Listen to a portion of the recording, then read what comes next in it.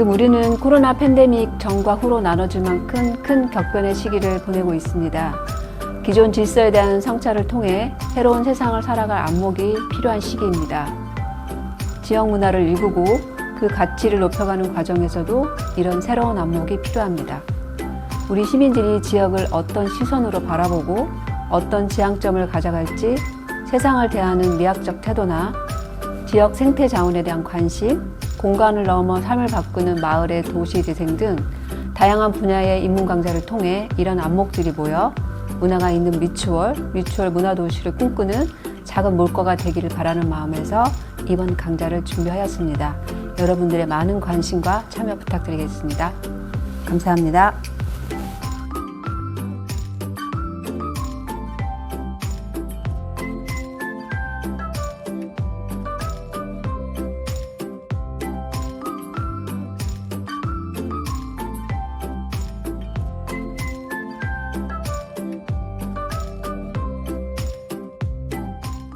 예, 안녕하세요. 문화시민을 위한 미학, 천하의 잡것이 되어라 미추홀 학산문화원에서 진행을 하고 있습니다. 오늘 이제 미학 수업 두 번째 강좌 제2부 시작하도록 하겠습니다.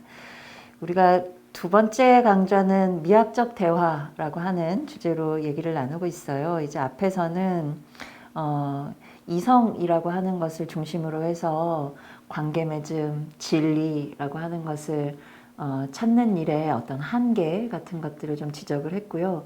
그러한 한계들을 좀 보완할 수 있는 방법으로 미학, 특히 이제 미학에서 강조하는 감성 능력 이런 것들을 이야기 나누면서 얘기를 좀 풀어봤습니다. 그래서 이제 보다 더 본격적으로 미학적 대화의 기술에 어떤 것들이 있는가라고 하는 것들을 좀 구체적으로 살펴보면서 얘기를 좀 풀어볼게요. 사실 이제 미학적 대화라고 하는 이 문제를 좀 풀기 위해서 이제 여러 자료들 그리고 미학 이론들 이렇게 좀 검토를 하고 연구를 좀 하였는데 근래에 발견한 한 저술이 이거는 상당히 미학적이다 라고 하는 어떤 인상을 받았습니다. 그리고 이제 미학적인 이론들, 개념들 통해 가지고 충분히 분석을 가능하겠구나 라고 하는 생각이 들어서 선생님들하고도 좀 나누고 싶어서 좀 가지고 와봤어요.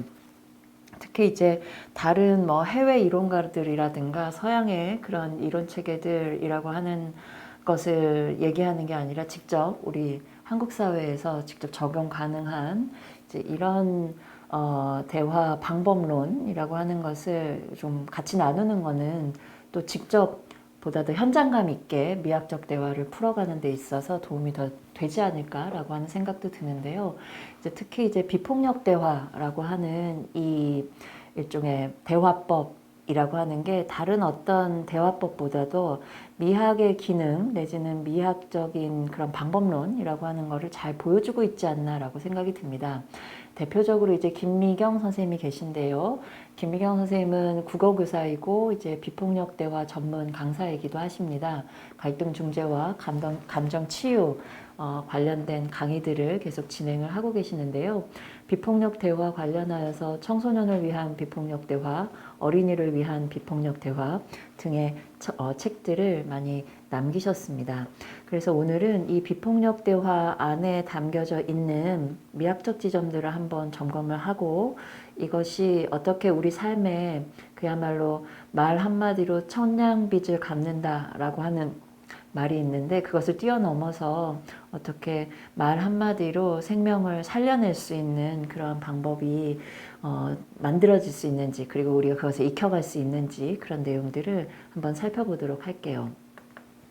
일단 미학적 대화라고 했을 때 이 미학이라고 하는 말을 어떻게 정의 내릴 것인가, 미학적 대화에서 미학이라고 하는 것은 뭔가 라고 하는 것을 저는 좀 강조를 드리고자 하는데 결국에 미학은 앞에서도 줄곧 강조를 했듯이 감성 영역에 대한 어떤 인정 그리고 감성이라고 하는 것을 기초로 하여서 진리를 추구하고 삶의 방법들을 터득해가는 그런 기술이라고 말씀을 할 수가 있겠습니다. 그런 면에서 어떻게 보면 미학적 대화는 감성적 대화이다 이렇게 풀어보아도 크게 다르지는 않을 것 같아요. 그리고 미학적 대화, 감성적 대화, 내지는 심미적 대화라고 이렇게 풀어보아도 충분히 의미가 상통이 될 것 같습니다. 그랬을 때 감성이라고 하는 것은 참 여러 가지 활동들을 포함을 하고 있는데 여기에는 감각 활동들 포함이 되어 있어요. 그리고 감각 활동뿐만이 아니라 일정 정도 그 안에서 어떤 정서를 느끼는지 이런 어떤 기분이라든가 느낌의 영역들도 이 감성 영역에 포함이 되어 있습니다. 그리고 감성과 정서 영역뿐만이 아니라 이것도 어느 정도는 인지적인 부분까지도 다 포함을 하고 있는 그런 개념이기도 해서 조금 넓은 그런 개념 하에서 이 대화의 기술을 한번 익혀보도록 하자라고 하는 그런 제안을 드립니다. 그리고 이제 특히나 이런 미학적 대화를 풀어가는 방법에 있어서 앞에서 소개해드렸던 비폭력 대화의 방법론이 상당히 미학적인 포인트들을 분명히 좀 가지고 있습니다. 대표적으로 비폭력 대화의 줄된 방법들은 기본적으로 보기에서부터 출발을 해요. 그리고 듣기를 포함을 합니다. 그리고 말하기. 이 세 가지 기본 활동들을 기초로 하여서 그야말로 폭력을 낮출 수 있는 아니면 폭력을 행하지 않을 수 있는 이제 그런 대화의 기술들을 소개를 하고 있는데 이런 보기와 듣기와 말하기라고 하는 이러한 차원에 같이 언제나 늘 포함되어 있는 활동이 이 알아차림 깨어있음의 활동이라고 분석이 좀 됩니다. 그랬을 때 어떻게 보면 보다라고 하는 이러한 감각 활동, 듣는다라고 하는 역시 감각 활동, 말한다라고 하는 이거는 소리가 포함되기도 하고 인지적 작용을 포함하고 있기도 하죠. 보다 더 종합적인 그런 활동이라고도 할 수가 있겠습니다. 그리고 알아차림이라고 하는 건 이거는 어떻게 보면 이걸 뭐 심리적으로든 아니면 뭐 정신 이론적으로든 아니면 좀 종교적 차원에서든 정의 내릴 수 있는 여러 가능성이 있는 활동이기도 한데 이제 미학적 차원에서 이 알아차림이라고 하는 건 본인의 감각, 일종의 자기 감각이라고 표현할 수 있어요. 자기 감각. 아, 내가 지금 존재하고 있구나. 아, 내가 지금 이런 것들을 느끼고 있구나. 아, 내가 지금 이것을 보고 있구나. 듣고 있구나. 생각하고 있구나. 라고 해서 1차적으로 자기가 자기를 감지하는 활동, 느끼고 있는 활동, 내지는 바라보는 활동이라고 쉽게 말해서 좀 표현을 할 수가 있겠습니다. 사실 이 알아차림 자기감각은 심리학적으로도 얼마든지 설명할 수 있는 루트들이 또 있기도 합니다. 그런데 미학적인 차원에서는 이 일종의 어떻게 보면 내가 나를 항소하는, 내가 나를 느끼는, 그리고 내가 존재하고 있다라고 하는 이 느낌을 계속 어떻게 보면 유지하는 이제 그런 활동이라고 얘기를 할 수가 있겠습니다. 그래서 이런 기본적인 활동들을 기초로 하여서 비폭력 대화, 그리고 비폭력 대화에 기초하고 있는 미학적 대화라고 하는 것의 방법들이 뭐가 있는지 구체적으로 좀 더 살펴보도록 할게요. 이제 가장 1차적으로 본다라고 하는 활동에서 시작이 돼요. 잘 봐야 됩니다. 본다라고 하는 거는 사실 그냥 감각적인 차원에서만 머물지는 않아요. 이제 서구에서도 이제 특히 이제 미학에서 가장 기본적인 이제 인간의 오감 있지 않습니까? 이제 뭐 시각성, 그다음에 청각, 후각, 촉각, 또 뭐가 있나요? 미각. 이렇게 한 5가지 감각이 가장 기본적인 오감으로 이제 이해가 되고 있기도 한데 미학에서 이제 보통 전통적으로 이해를 하기를 시각과 청각은 보다 상위 감각이고 후각, 촉각, 미각은 하위 감각이다. 이제 이렇게 이야기들을 많이 합니다. 그렇다면 상위 감각과 하위 감각의 차이는 뭐냐? 주로 시각과 청각은 지성하고 많이 연결이 많이 돼요. 한마디로 알미라고 하는 것과 많이 연결이 됩니다. 그런데 후각, 촉각, 미각은 지성이나 알매 차원이라고 하기보다는 그야말로 감각 활동으로 많이 남아요. 일종의 혼돈이라고 하는 것들을 좀 느끼게 하는 것이죠. 지성과 알을 기초로 하고 있다라고 하는 것은 일종의 아까 이성적인 차원이기는 하지만 명석하고 판명한 지식을 우리에게 줄 수 있는 그런 활동과 연결이 되고 그야말로 감각 활동은 어느 정도는 좀 혼연할 수 있고 그리고 뭐가 뭔지 모르는 조금 불투명할 수 있는 그 많은 것들이 좀 이렇게 섞여 있는 그런 복합적인 특징을 분명히 좀 갖고 있습니다. 그래서 전통적으로 시각이라든가 청각이라고 하는 건 내용을 볼 수 있죠. 어떻게 생겼는지 이해할 수 있잖아요. 파악할 수 있고 정체를 알아낼 수 있는 그런 활동이기 때문에 다른 감각들에 비해서 보다 상위 감각으로 좀 이렇게 인정을 좀 하고 있기도 합니다. 그런데 이제 미학에서는 바로 이러한 뭐 상위 감각과 하위 감각이라고 하는 이러한 위계를 이제는 좀 없애도록 하자. 시각과 청각, 후각, 촉각, 미각이라고 하는 게 이렇게 아주 딱 떨어지듯이 완벽하게 구분이 되느냐? 꼭 그렇지는 않다. 감각이라고 하는 게 시각성과도 연결이 계속 시각은 청각과도 연결되고 청각은 후각과도 연결되고 다 이렇게 하나의 틀 안에서 운동성 안에서 같이 다 돌아가는 것이지 시각 따로 청각 따로 어떻게 이렇게 다 따로따로 나눌 수가 있느냐 이제 이렇게 현대미학에서는 강조를 좀 하고 있습니다. 아닌 게 아니라 우리는 뭔가를 보면서 느낄 수도 있죠. 우리는 뭔가 맛보면서 맛을 느끼면서 뭔가 기억을 해낼 수도 있어요. 그리고 촉각을 통하여서 뭔가를 볼 수도 있죠. 그러니까 이런 식으로 단순히 감각기관 그리고 감각기관의 활동들이 따로따로 막 떨어져 있어서 그 역할만을 전담하고 있는 것이 아니라 사실 잘 들여다보면 각 감각기관의 운동들이라거나 그로 인해서 어떤 발생되는 내적인 어떤 기분들이라거나 하는 것들이 같이 이렇게 쫙 복합적으로 돌아가는 모습을 발견을 할 수 있고 그래서 현대미학에서는 이런 감각적인 활동들의 위계를 좀 없애고 이 전체 모습을 한번 보도록 하자라고 하는 취지의 이야기들을 많이 합니다. 그래서 어쨌든 보는 것도 정말로 잘 바라보는 일이 필요한데 1차적으로 미학적 대화를 위해서 그리고 보다 더 비폭력적인 방식으로 대화를 하기 위해서 1차적으로 좀 챙겨야 되는 활동은 잘 보는 활동입니다. 잘 보는 활동. 1차적으로는 자기 자신을 바라보는 연습을 많이 하도록 한다라고 제안을 하고 있어요. 사실 자기 자신을 바라본다라고 하는 게 조금 낯설 수도 있습니다.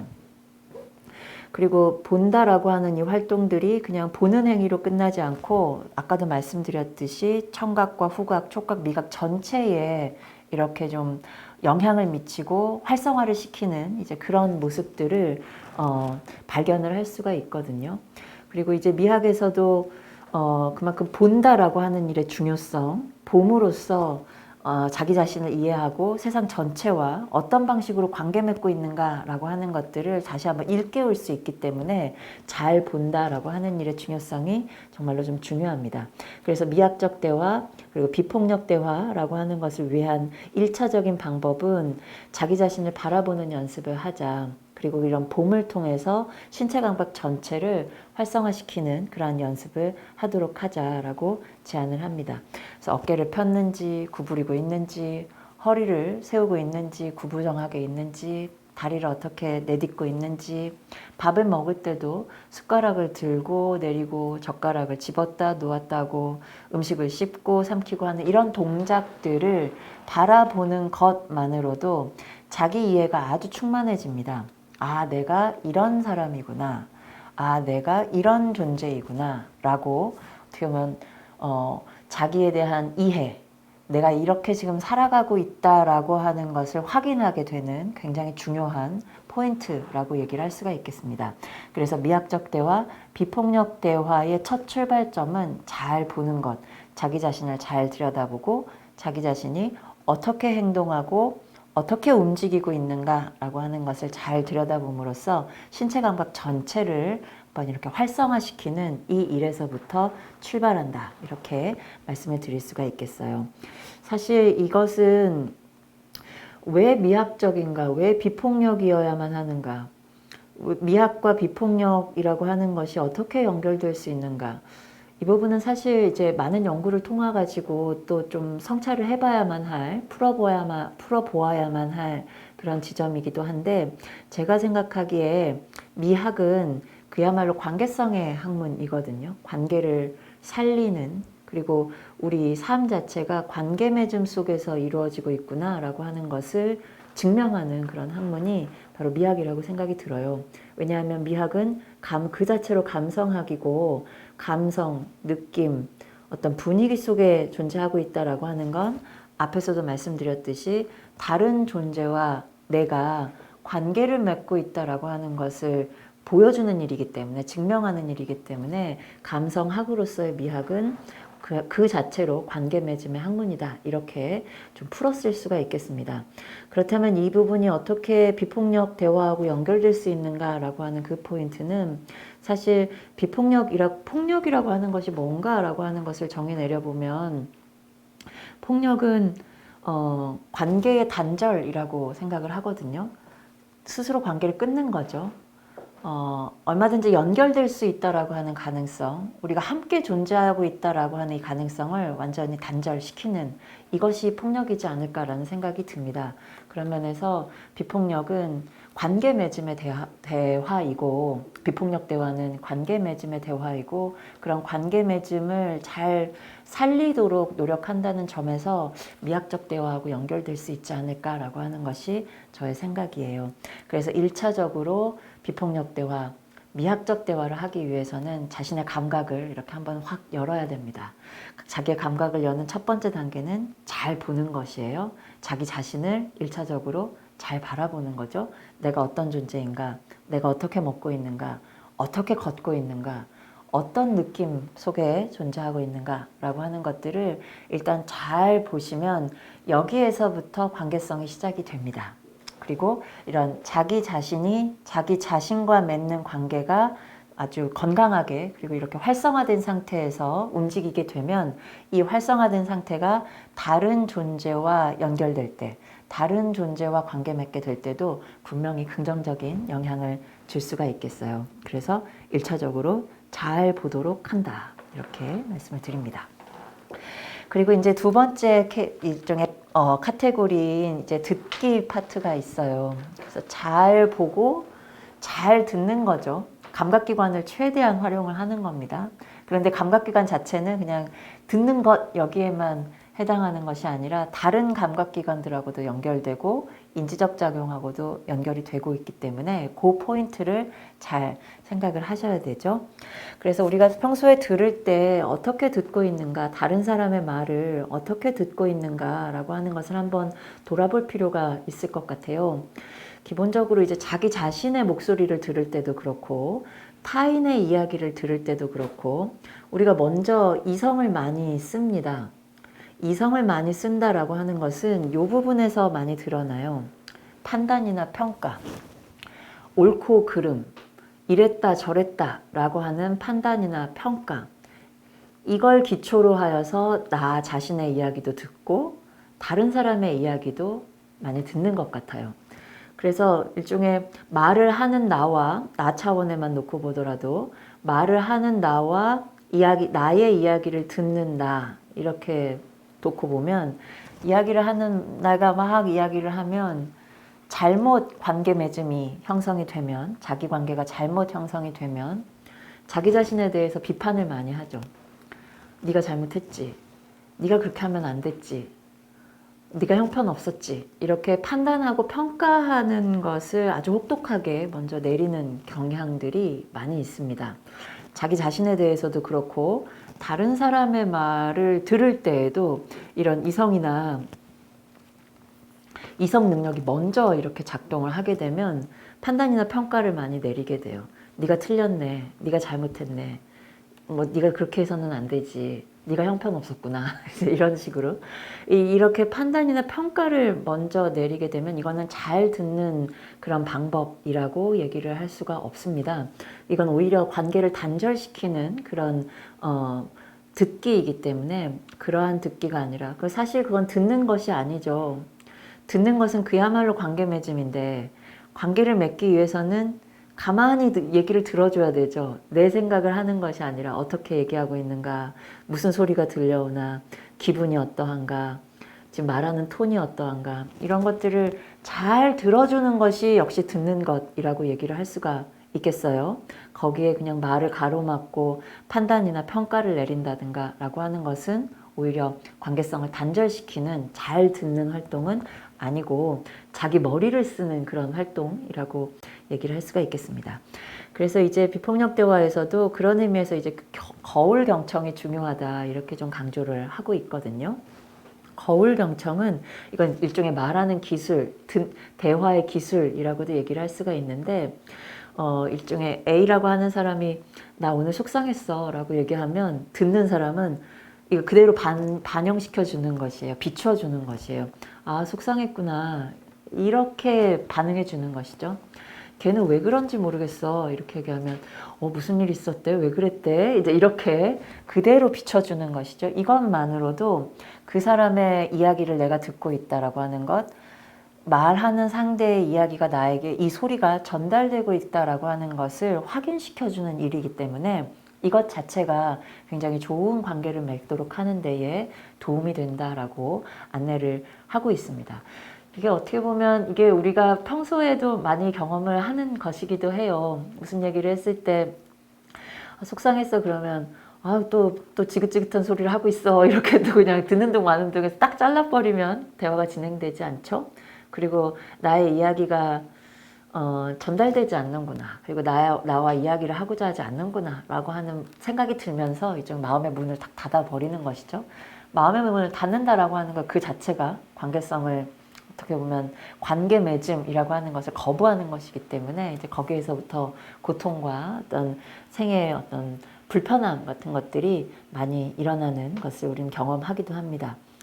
그리고 이제 그렇게 거울 경청 그랬구나. 그래서 그 사람의 감정, 그 사람의 말을 그대로 되비춰주는 이런 거울 경청이 잘 듣는 방법 중에 하나이고, 또 하나는 중요한 거는 이제 이 필요를 알아준다라고 하는 것인데요.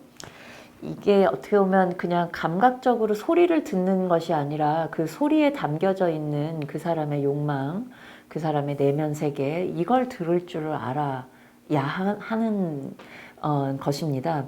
그러니까 A라고 얘기하면 그냥 A만 듣고 마는 것이 아니라 그 A를 이야기할 수밖에 없는 그 사람의 내면 세계, 무엇을 욕망하는가, 뭘 필요로 하는가 라고 하는 것들을 알아차려주면 좋다라고 하는 것이죠.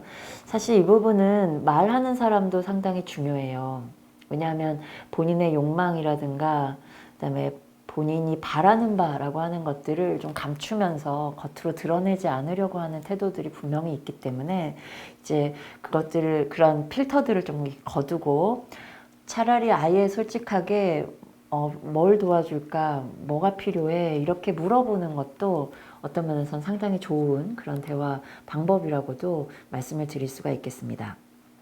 이 잘 듣는다라고 하는 것의 기본 원리는 밑에 제가 인용을 하고 있기도 하지만 누구나 다 말을 하고 싶어 한다라고 하는 여기에서부터 출발을 하고 있어요. 말하고자 하지 않는 사람은 없다. 그러니까 어떤 실어증이라든가 아니면 어떤 충격으로 언어를 잃어버렸다라고 하는 것은 이제 그만큼 세계를 향한 자신의 내면의 문이 닫혔다라고 하는 것을 의미하는 것이죠. 그렇지 않다면 누구나 다 자기 표현을 하고 싶고 자기 이야기를 하고 싶고 자기 목소리를 내고 싶어하는 그런 기본적인 욕망과 본능이 분명히 있다. 그리고 누구나 다 자기 이야기를 할 때 신나고 힘이 난다. 요 포인트가 중요하거든요. 결국에 미학적 대화의 포인트는 얼마나 대화의 현장에서 생명력 넘치게, 살아있게, 활기 넘치게 대화를 나눌 수 있을 것인가 라고 하는 것이거든요. 그랬을 때 1차적으로 누구나 다 말을 하고 싶어 하고 그리고 거기에 더하여서 다 자기 이야기를 하고 싶어 하기 때문에 이제 그런 일종의 신날 수 있도록 활기 넘치게 자기 이야기를 할 수 있도록 듣는 사람이 어떤 태도를 취해야 될 것인가, 어떤 관계를 그 현장에서 맺어줄 것인가 라고 하는 그 포인트를 잘 살려야 하는 것이죠. 직접 못하면 꿈에서라도 말을 하는 존재들이 바로 인간이다. 누구든 자신 안에 들여박혀져 있는 것이 아니라 누구든 자신의 말을 진심으로 듣고 공감하고 그런 경험들을 하게 된다면 입을 막 다물고 자신 안에 틀어박혀 있을 사람은 없다. 이제 이렇게 정리를 하고 있습니다. 이제 그만큼 들어주는 사람, 미학적 대화, 비폭력 대화가 가지고 있는 가장 큰 활동, 굉장히 중요한 활동은 듣는 기술, 잘 들어주는 것이다. 일종의 판단하고 미리 평가하고 하는 그런 방식이 아니라 잘 듣는 것이 2차적으로 더 중요하다. 이렇게 정리를 할 수 있겠습니다. 그렇다면 이제 기본적인 또 방법인 이제 말을 이제 잘 해야 될 텐데요. 이제 잘 보고, 잘 듣고, 잘 말해야 돼요. 근데 이게 말하는 것에서도 기술이 좀 필요한 모습이에요. 실제로 이제 말을 잘못해가지고 더 오해를 일으킨다거나 아니면 관계의 단절을 가지고 오는 경우가 많기 때문에 정말로 말하는 순간에 자신의 태도 그리고 자신의 어떤 내면 세계라고 하는 것들을 조금 더 솔직하게 들여다보고 그것들을 표현하는 일이라고 하는 것이 정말로 좀 중요하다라고 하겠습니다. 1차적으로는 본대로 말하는 연습을 하는 것이 좋습니다. 그러니까 미리 평가를 내리고 자기가 보고 있는 것과는 그냥 다른 자기의 생각을 이야기하는 경우가 많은데 이제 그렇게 되면 듣는 사람으로 하여금 어떤 오해를 하게 되거나 아니면 상황 전체가 다르게 이해되는 그런 모습들이 있어서 자신이 가지고 있는 평가, 관념, 생각이라고 하는 것을 얘기하기보다는 무엇을 보았다, 어떤 일이 있었다 라고 하는 것을 조금 더 직접적으로 이렇게 전달을 하는 것이 1차적으로는 가장 좋은 말하기 기술이라고 할 수가 있겠습니다. 대부분 보면 본인이 옳다고 생각하는 것, 관념이라고 하는 것, 선입견 같은 것들을 먼저 상정을 해두고 그것에 기초하여서 말을 하게 되는 경우가 많거든요. 이제 그렇게 되면 오히려 더 많은 것들을 이야기할 수 있는 그런 가능성이 줄어든다라고 할 수가 있겠습니다. 가장 중요하게는 그래서 그렇게 본대로 말하는 것, 자신의 감각에 기초하여서 본대로 말하는 것 중요하고요. 두 번째는 느낌을 말하는 이 연습이 굉장히 중요합니다. 옆에 이제 윌리엄 블레이크 시를 좀 가지고 왔는데 이 시도 아까 그 비폭력대와 그 책에서 인용을 하고 있는 그런 시이기도 합니다. 아주 단순한데 굉장히 와닿아요. 이제 윌리엄 블레이크는 영미권에서 굉장히 유명한 시인이죠. 천국과 지옥의 노래 이런 시들도 많이 냈고 한송이 야생화에서 세계를 보고 모래알 하나에서 우주를 봐라 이제 이런 시들도 많이 쓰기도 했었는데 아주 단순한데도 와닿는 그런 시입니다. 친구에게 화가 났다. 화가 났다고 말하니 화가 사라졌다. 원수에게 화가 났다. 화가 났다고 말하지 않았다. 화는 점점 커져만 갔다. 이게 우리가 살면서 많이 경험하는 그런 내용일 것 같아요. 이제 사실 자기는 화가 났는데 나 지금 화났어, 불쾌해 라고 얘기하면 많은 경우 문제가 해결되는 때가 있습니다. 그런데 화가 났다라고 하는 사실을 숨기고 다른 쪽으로 계속 문제를 풀어나가려고 하면 이때부터 굉장히 많이 꼬이게 된다거나 어려움에 빠지게 되는 경우가 많거든요. 그래서 사실 느낌을 말하는 연습을 좀 자주 하실 필요가 있습니다. 그런데 이거는 조금 어렵기는 해요. 사실 느낌이라고 하는 게 말 그대로 느낌이다 보니까 이게 언어로 완벽하게 표현되지 않는 그런 경우를 아마 경험을 하실 거예요. 대부분 자기 생각을 이야기하지 느낌을 말하지 않습니다. 그리고 느낌을 말한다고 하더라도 어떤 말로 표현을 해야 할지 어려운 경우가 굉장히 많기 때문에 이거는 많은 연습을 좀 필요로 하는 경우가 있습니다. 그러니까 좀 불쾌한데 이제 이렇게 그냥 말하면 쉬울 일을 너는 왜 그렇게 행동했어? 이렇게 묻는다든가 너 때문에 일이 이렇게 망가졌잖아. 이제 이렇게 풀어간다든가 이건 그러니까 몇 단계 뛰어넘은 그런 차후의 이야기인데 1차적으로 자신의 느낌, 기분이라고 하는 것을 먼저 명확하게 한 다음에 그 다음에 문제들을 하나씩 풀어가면 훨씬 더 많은 경우 대화가 원활하게 이루어지는 때가 있습니다. 이 느낌을 숨기고 이야기하면 상대에게 많은 또 오해를 일으키기도 해요. 그러니까 나는 화났다라고 하는 것을 보여주고 싶은데 그 말을 하지 않으면 상대는 알아듣지 못하고 계속 다른 이야기를 하게 되는 경우가 있거든요. 그러면 의사소통을 못하게 되는 것이죠. 제대로 안 되는 것이죠. 그래서 아주 심플하게 내가 지금 가지고 있는 느낌을 정확하게 전달하려고 하는 이런 연습, 그리고 자기 스스로가 내가 지금 어떤 느낌 상태에 있는가, 어떤 기분 상태에 있는가라고 하는 것을 계속 바라보고 그것을 어떻게든 언어적 차원으로 이렇게 풀어내려고 하는 이러한 연습들이 반드시 필요하다라고 하겠습니다. 그리고 세 번째로는 이제 자기 필요를 말하는 것인데요. 이것도 역시 마찬가지예요.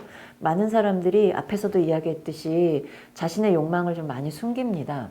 그걸 부끄럽다고 생각하는 경향이 있는 것 같아요.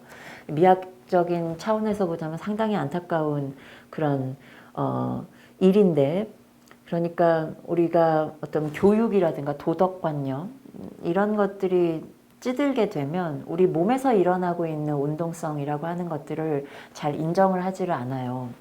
한마디로 막 윤리 도덕 교과서에서는 한마디로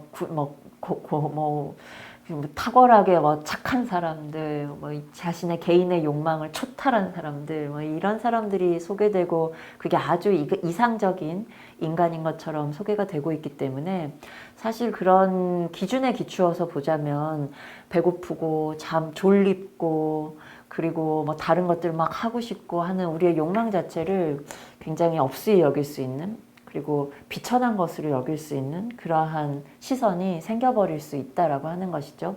그게 이제 교육이라든가 사회문화적인 어떤 분위기 속에서 그런 것들이 더 강요되는 그런 모습들을 우리는 경험을 하기도 합니다.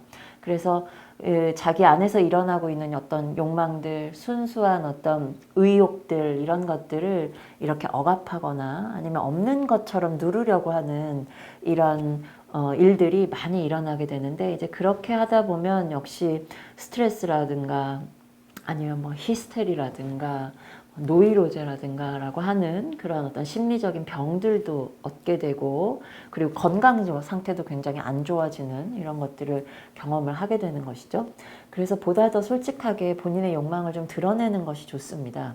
나는 이것이 필요해, 지금 이렇게 하고 싶어 라고 하는 것을 우리 대화 현장에서 보다 더 솔직하게 이야기해 주는 것이 정말로 좋아요. 많은 경우 그 사람의 욕망을 이해하면 이야기가 굉장히 잘 됩니다.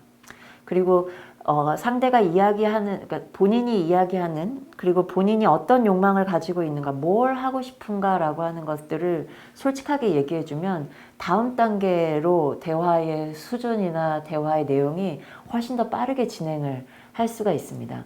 근데 욕망을 숨기고 있으면 이 사람이 무슨 말을 하려고 하는 건가? 이 사람이 이 이야기를 왜 하는 건가? 라고 하는 거, 그거 파악하느라고 시간을 굉장히 많이 들여야만 하거든요. 그러면 시간이 들이는 만큼 그것들을 다 재차 확인하느라고 어떻게 보면 불필요한 그런 대화들을 또 이렇게 해야 되기 때문에 굉장히 또 지치게 되는 그런 경우들이 많이 있죠. 그래서 미학적인 측면에서 보자면 말을 할 때 가장 기본적으로 본인의 감각에 좀 투명해지자. 내가 지금 무엇을 보고 무엇을 듣고 어떤 맛을 보고 맛보고 있는지, 어떤 냄새를 맡고 있는지 하는 것들을 1차적으로 본인의 감각에 아주 투명하게 한번 깨어있도록 하자. 그리고 그런 감각에 기초하여서 내가 어떤 느낌이 드는지 이 부분을 잘 들여다보도록 하자. 좋은지 나쁜지, 즐거운지 유쾌한지, 혹은 또 불쾌한지 라고 하는 것들을 한번 잘 들여다보도록 하자. 그리고 그러한 감각과 기분, 느낌에 기초하여서 내가 뭘 하고자 하는 사람인지, 내가 뭘 욕망하고 있는지, 이런 내 몸 안에서 일어나고 있는 이 내적인 운동들을 한번 잘 들여다보고 그것 앞에서 솔직하게 그것들을 드러내는 그런 말하기를 한다면 우리 대화 현장 자체가 정말로 더 생생하고 활기 넘치고 좋은 관계가 유지되는 그런 형태로 자리를 잡을 것이다. 다 어려운 일이에요. 자기 자신의 감각에 눈뜨는 것도 참 어려워요. 이거 다 연습이 필요해요. 자기 자신의 느낌에 솔직해지는 것도 연습이 필요하고, 내가 지금 어떤 느낌인가라고 하는 것을 언어로 표현하는 것도 굉장히 어렵습니다. 연습이 좀 필요해요. 그리고 실제로 내가 욕망하는 바가 뭔가라고 하는 것을 인정하는 것도 굉장히 많이 필요합니다. 감각과 느낌과 욕망이라고 하는 이 미학적 활동들에, 그리고 이러한 미학적 활동들을 억누르고 있는 게 뭐냐? 이게 한마디로 어떻게 보면 이성 내지는 도덕관념, 그리고 어떻게 보면 선입견, 이런 것들이라고 할 수가 있어요.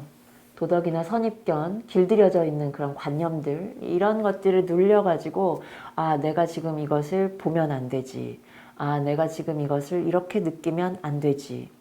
아, 내가 지금 이것을 욕망하면 안 되지. 라고 하는 방식으로 계속 자신의 생명력을, 살아있다라고 하는 이 생명력을 계속 억누르는 일들이 많이 생기는데, 이제 그러다 보면 대화도 꼬이고 삶 자체가 이제 괴로워지기 시작을 하는 것이죠. 그래서 1차적으로 자신의 감각을 투명하게 하도록 노력해 보도록 하자. 그리고 그런 감각의 기초에서 내가 뭘 느끼는지, 뭘 욕망하는지 라고 하는 것들을 한번 솔직하게 들여다보도록 하자라고 제안을 드립니다. 그랬을 때 우리가 앞에서 보았던 잘 보고 잘 듣고 잘 말하는 이 과정 전체에 좀 깔려있는 어떤 중심 활동이라고 하는 게 좀 알아차림, 그 다음에 깨어있음이라고도 얘기를 할 수가 있겠어요. 이거는 일종의 이제 메타인지적 차원이라고도 얘기를 할 수 있는데, 생각을 다시 한번 생각해 보는 것이에요. 감각을 다시 한번 감각해 보는 겁니다. 나를 다시 한번 나로서 느껴보는 것입니다. 그래서 나의 감각과 생각을 다시 한번 보고, 아, 내가 지금 이런 상태이구나. 아, 지금 내가 이렇게 생각을 하고 있구나. 라고 하는 방식으로 자기가 자기 자신을 재차 알아차리는 활동. 이게 굉장히 중요한 어떤 미학적인 활동이다. 이렇게 말씀을 좀 드립니다. 이것만 잘 되어도 사실 삶에 있어서 많은 경우 어려움을 피해갈 수가 있어요.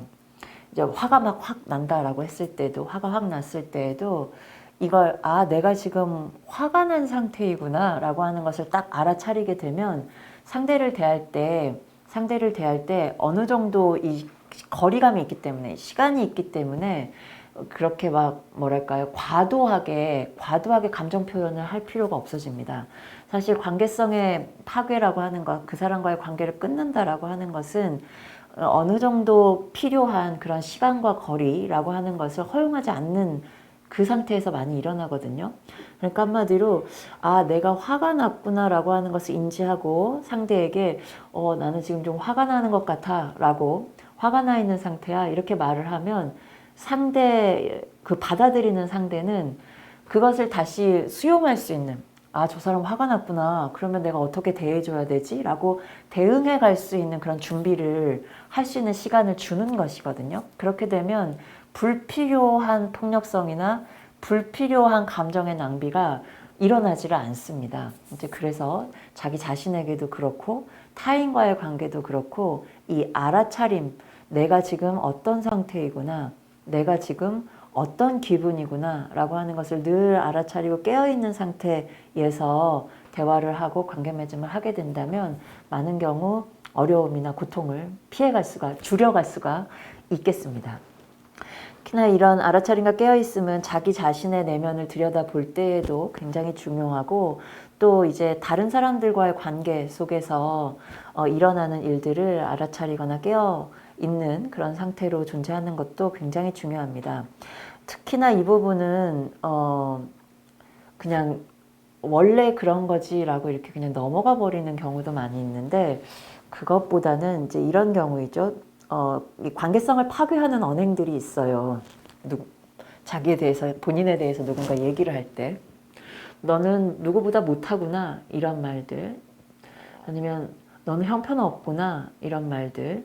이런 말들은 사실 들을 필요가 없는 이야기이거든요. 왜냐하면 그렇게 비교하여서 누가 더 높고 누가 더 못하다 라고 하는 것이 지금 이 다양하게 존재하고 있는 이 몸적 존재들, 이들을 인정한다면 그렇게 비교하거나 평가 내릴 만한 이유는 없는 것이죠. 그랬을 때 이 관념에 찌들게 되면, 그리고 어떤 길들여져 있는 선입견 같은 것들에 사로잡히게 되면, 그리고 사회에서 줄곧 이야기하는 이렇게 사는 것이 잘 사는 것이다, 이렇게 하는 것이 더 나은 것이다 라고 하는 관념에 찌들어 버리게 되면 그 관념에 따라서 비교하고 평가했을 때 내가 그에 못 미친다라고 하면 그런 얘기들을 그냥 온전히 받아들이면서 자기를 저주하는 것이에요. 내가 왜 이렇게 생겼을까? 나는 왜 이거밖에 못할까? 이렇게 되면 자기 생명력을 축소시키고 활력을 잃게 만드는 일이거든요. 그래서 누군가가 자신의 생명력을 그렇게 축소시키는 일, 자기를 억압하는 그런 선입견이나 관념에 길들여져 가지고 비교 평가하면서 너는 왜 그만 못하니? 너는 왜 이거밖에 못하니? 라고 하는 그런 말들을 하게 되면 바로 그걸 알아차리고 깨어 있으셔야 됩니다. 그런 말에. 그냥 원래 그런가 보다 이렇게 그냥 넘어가면 안 되는 것이죠. 그래서 자기의 생명력을 억압하는 말들, 관계성을 그래서 파괴하는 말들, 이런 말들에 대해서는 그냥 넘어가지 마시고 그런 말을 들으면 저는 불쾌하다라고 한다든가 그건 온당치 않는 말이라 생각한다. 아니면 지금 여기서 그 얘기를 들었을 때 나로서는 참 화가 난다라고 하는 것들 이런 말들을 표현을 함으로써 더 이상 더 심하게 관계성이 훼손되지 않도록 본인 스스로 이렇게 관계성을 새롭게 만들어갈 수 있도록 깨어 있어서 그 말을 표현을 해야 될 거라고 생각이 들어요. 책임 회피성 말들도 마찬가지죠. 그런 식으로 어떻게 보면 자기 자신의 감각과 생각, 내가 지금 이런 상태에 있구나, 이런 생각을 하고 있구나라고 하는 자기 내면 안에서도 늘 알아차리고 깨어있는 이 운동들을 늘 지속을 하시고 다른 사람들과의 관계 속에서도 나의 생명력을 축소시키거나 아니면 관계성 자체를 자꾸 이렇게 깨려고 하는 이제 이런 언행들에 대해서는 그것을 중단시키고 자신의 감정을, 자신의 상태를 이렇게 이야기할 수 있는 그런 습관을 들이시는 것이 좋겠습니다. 네. 이제 좀 정리를 하자면 역시 이제 미학적 대화라고 하는 것은 비폭력 대화의 사례를 통해서도 좀 살펴봤듯이 이제 관계성의 회복이라고 얘기를 할 수가 있겠어요. 자기 자신 안에서의 관계도 회복하고 타인과의 관계도 더 좋은 관계로 만들어갈 수 있는 이제 그런 방법론들을 고민하는 것이 미학적 대화라고 할 수가 있겠습니다. 그렇다면 이 대화가 과연 인간하고만 가능한 것인가? 꼭 그렇지는 않을 것 같아요. 미학이 가지고 있는 특징이라고 하는 건 역시 감성학이잖아요. 감성학이라고 하는 건 뭡니까? 몸을 통하여서 세계를 이해하는 그런 활동이에요. 그런데 몸이라고 하는 거는 인간만 갖고 있는 것이 아니잖아요. 동물들도 몸을 갖고 있고 다른 여타의 사물들도 역시 몸을 가지고 있어요. 그렇다고 한다면 미학적 대화라고 하는 것은 감성을 통한 대화이고 감성 운동을 기초로 하고 있는 대화이고 감성 운동을 기초로 하고 있는 대화라고 하는 건 몸과 몸 사이에서 이루어지는 대화라고도 얘기를 할 수가 있겠습니다. 그러면 그 몸과 몸 사이의 대화라고 하는 건 인간의 몸일 수도 있고 사물의 몸일 수도 있고 동물의 몸일 수도 있을 것 같아요. 그런 면에서 미학적 대화는 인간들과의 대화만이 아니라 사물과의 대화, 동물과의 대화도 가능케 하는 그런 기술이 미학적 대화의 기술이다. 이렇게 좀 말씀을 드릴 수가 있겠습니다. 그래서 꽃이라거나 아니면 어떤 유리잔 지금 그림에 나와 있는데요. 이게 바니타스 정물인데요. 참 여러 사물들이 등장을 하죠. 해골바가지, 시계, 유리잔, 그다음에 어떤 꽃들, 반짝이는 어떤 보석들 어떤 느낌이 좀 드시나요? 이게 어떻게 보면 하나의 장르적 특성이기도 한데 이 당시에 17세기에 많이 그려졌던 정물화이거든요. 바니타스 정물화라고도 얘기를 하는데 바니타스라고 하는 말은 라틴어로 덧없음, 허무함이라고 하는 의미를 갖고 있다고 그래요. 그러니까 그만큼 허무함을 나누는 정물들 이렇게도 표현을 할 수가 있겠죠. 잘 보면 꽃이라고 하는 것은 화무 11홍이라고 하는 말도 있듯이 피었다가 져버리죠. 유리잔도 탁 깨버리면 이제 유리잔 원래의 형태가 없어지고 다 파편처럼 튀어나가 버리죠. 시계는 흘러가 버리는 시간을 좀 보여주고 있기도 합니다. 반짝이는 어떤 보석은 이 반짝인 빛의 운동이라고 하는 것의 어떤 그런 덧없음이라고 하는 것들을 좀 보여주고 있기도 하죠. 어떻게 보면 감각의 총체라고도 얘기를 할 수가 있겠습니다. 냄새 맡고 만지고 시간이 흘러가고 이제 이와 같은 모든 것들이 어떻게 보면 사물의 특성이라고도 얘기를 할 수가 있겠어요. 사물들은 그 자체로 감각성이라고도 얘기를 할 수가 있지 않을까 싶어요. 냄새, 촉감, 그리고 반짝임, 이와 같은 속성들 자체가 사물의 어떻게 보면 그 사물의 그 자체 모습이라고도 얘기를 할 수가 있겠죠. 이제 그래서 사물들과의 대화, 그리고 그런 대화를 통해서 허무함을 느끼기도 하고 어떨 때는 또 즐거움을 느낄 수도 있을 것 같아요. 이제 이렇게 인간은 감각을 통하여서, 몸을 통하여서 사물들과도 얼마든지 대화를 나눌 수 있고 또 많은 정서들을 공유해 갈 수도 있다, 이렇게 좀 보이고요. 또 역시나 사물뿐만이 아니라 동물과의 대화도 역시 몸과 몸의 대화이죠. 동물들이 어떤 눈빛을 갖고 있는지, 어떤 움직임을 하는지, 호흡이 어떠한지, 이런 것들은 사실 인간의 언어가 아니라도 몸의 언어로 얼마든지 소통하고 이해할 수 있는 그런 영역이잖아요. 그런 면에서 이거 어떻게 보면 좀 암묵적인 방식으로 지식을 쌓아나가는 것인데, 교과서적으로 고양이의 언어는 이렇습니다, 강아지의 언어는 이렇습니다, 이렇게 정리한다라고 하는 게 참 어리석어 보일 정도이죠. 계속 경험을 누적해 가면서 시간을 보내가면서 그 개체와, 동물 개체와 밥도 같이 먹고 잠도 같이 자고 같은 공간을 이렇게 사용하기도 하고, 이 시간을 같이 쭉 사용을 하게 되면서 동물이 뭘 원하는지, 뭘 하고자 하는지, 지금 어떤 느낌인지라고 하는 것들을 아주 친밀하게 인간의 언어로 표현할 수는 없지만 매우 분명하게 소통하고 이야기 나누는 그런 경험들을 우리는 이미 하고 있습니다. 바로 이러한 인간만이 아니라 사물, 동물들과도 이 미학의 기술은 얼마든지 이 대화를 나눠갈 수 있는 이런 능력을 보여주고 있기 때문에, 사실 지금과 같은 일종의 포스트 휴먼 시대라고 하죠. 기술 문명 이후, 기술 문명의 발달로 이제 우리는 인간 개체만이 아니라 다른 비인간 개체들의 삶도 많이 생각을 해봐야만 하는 그런 시대예요. 저의 몸만 보더라도 순수 인간의 것만은 아닙니다. 이미 전 치아 치료를 받았는데 잇몸이 좀 약하다고 해서 소뼈를 좀 이식을 했거든요. 이제 이런 식으로 동물의 뼈가 이제 저한테는 이식이 되어 있는 것이죠.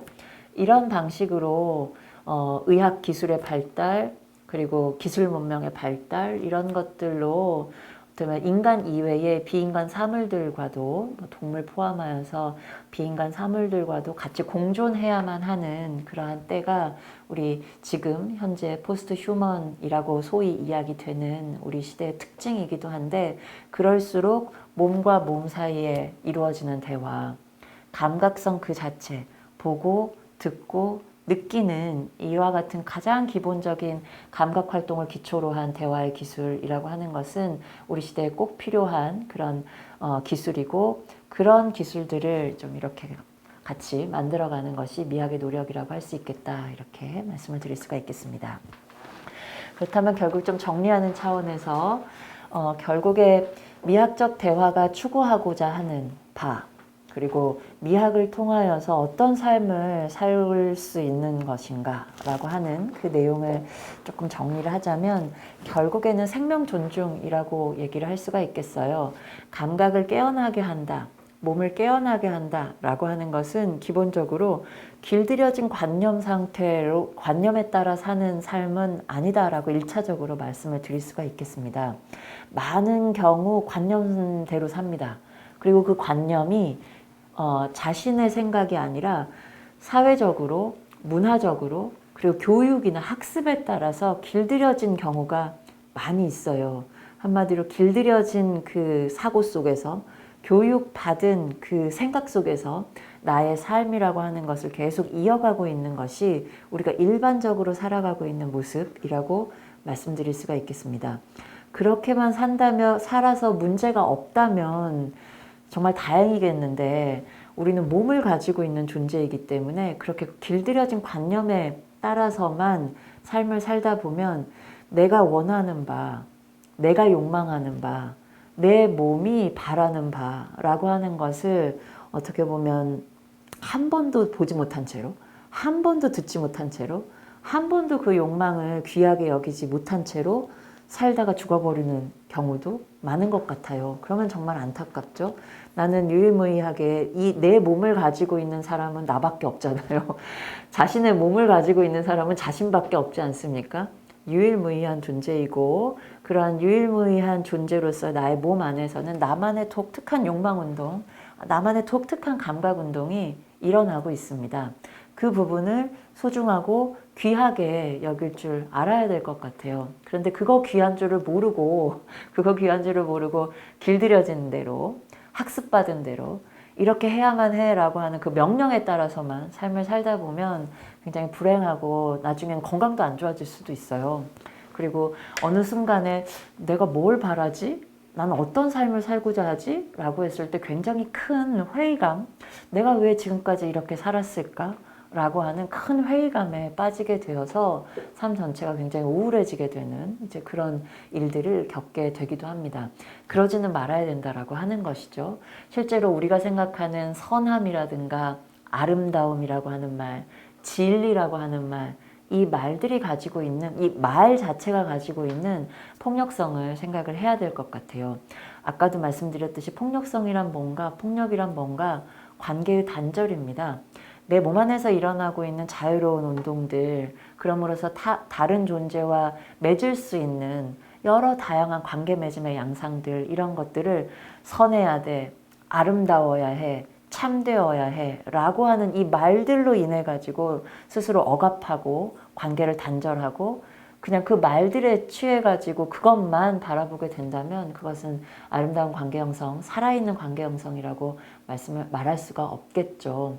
그리고 실제로 우리가 생각하는 도덕이라든가 취향, 아름다움이라고 하는 것들도 길들여진 관념, 그리고 현대에는 다 이게 돈의 크기에 따라서, 자본에 따라서 다 이렇게 좀 나누어 버리는 이런 경향들이 있기 때문에 그러한 것들을 기준으로 삼아서 좋다, 나쁘다, 뭐 아름답다, 추하다, 뭐 가치 있다, 가치 없다, 이렇게 그냥 섣불리 판단하거나 평가하지 말도록 하자. 각자 가지고 있는 몸대로, 생긴 대로, 생긴 바 안에서 일어나는 그 운동을 정말로 귀하고 소중하게 여기면서 그런 것들을 차별하지 말고 각자 가지고 있는 그러한 생김새, 모양새라고 하는 것을 인정하는, 차별을 넘어서 차이 그 자체를 존중하는 그러한 사회, 그러한 삶으로 한번 만들어가 보자 라고 하는 게 미학적인 제안이라고 말씀을 드릴 수가 있겠습니다. 네, 오늘 수업은 여기까지인데요. 어떻게 들으셨는지 궁금합니다. 질문이라든가 아니면 추가로 더 나눌 만한 이야기들은 뭐 메일을 주셔도 좋고요. 아니면 밑에 댓글을 남겨주시면 또 나중에라도 이야기를 좀 더 추가로 전해드리도록 하겠습니다. 예, 오늘 이제 문화시민을 위한 미학, 천하의 잡것이 되어라 두 번째 시간 미학적 대화 이렇게 마무리를 하고요. 이제 다음번 강의에서는 우리가 이제 일터에서 직장 생활할 때 어떤 방법들을 써야 보다 더 생기 넘치게, 활력 넘치게 일들을 할 수 있을까라고 하는 것들을 좀 고민해보는, 미학적으로 일하기, 미학적으로 노동하기 뭐라고 말할까요? 일터를 보다 더 미학적으로 만들 수 있는 방법은 뭔가라고 하는 것들을 같이 얘기 나눠보도록 하겠습니다. 고맙습니다. 다음 주에 또 뵙겠습니다.